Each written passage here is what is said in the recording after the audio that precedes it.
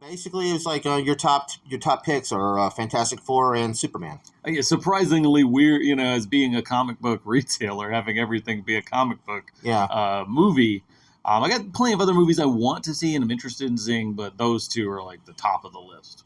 I'd have to say with me, though, it is, of course, James Gunn's Superman. We already discussed this about the trailer about a month ago. All the love. And then, but for me, it's the Thunderbolts.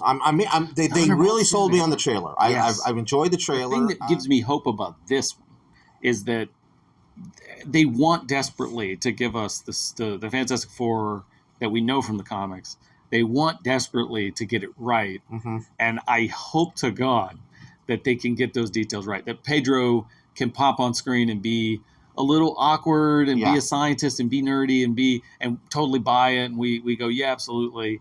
I feel like he's the biggest question in the cast, even though he's the one with the most credibility or, I guess, street cred. People know him. Evans wanted to step aside and take a break. Mm-hmm. It made sense for them to give it to him and say, yeah, you're going to take a shot. So I like that they're making that even part of the story. Mm-hmm. The line of "You're not Steve Rogers" is almost kind of that same kind of dig in a different way, and it makes the story more of, well, I have to earn the mantle of Captain America in this movie. Yeah. So that means that this one has to be good. Yeah. And I hope for his sake that it is. I hope it's great. Yeah. Just so everybody can shut up and it won't be a thing. Like remakes. If you're going to make a remake of anything, live action, animation, whatever, it doesn't matter, live action.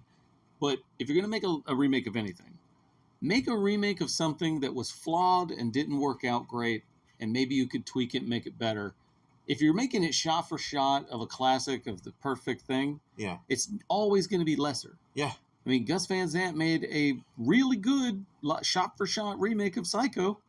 But the acting suffered for it. Psycho is perfect. Yes. You can't improve on it. And it was bad. All it takes is one performer. And the sequels were not even that great either. I mean, Psycho 2 was okay. Another movie that's coming up. It's going to be towards the end of the year.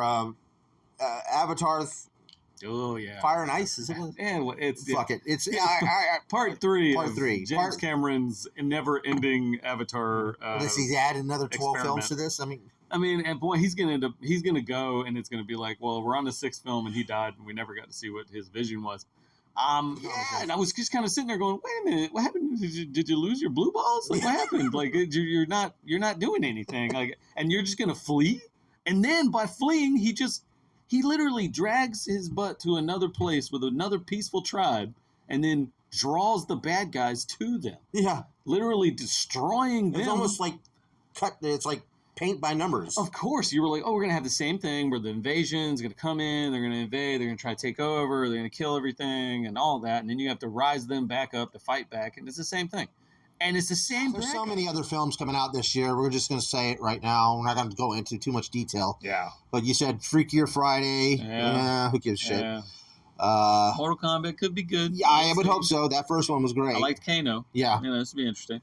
There's the new Jurassic World, which... Yawn. Please stop making these. At least give us a 10 or 10-year gap. I'd be dead in 10 years. Just give me about 10, 15 years and then go, we're doing another Jurassic Park. And you go, oh, cool. I missed those. Yeah. I've seen too many of them.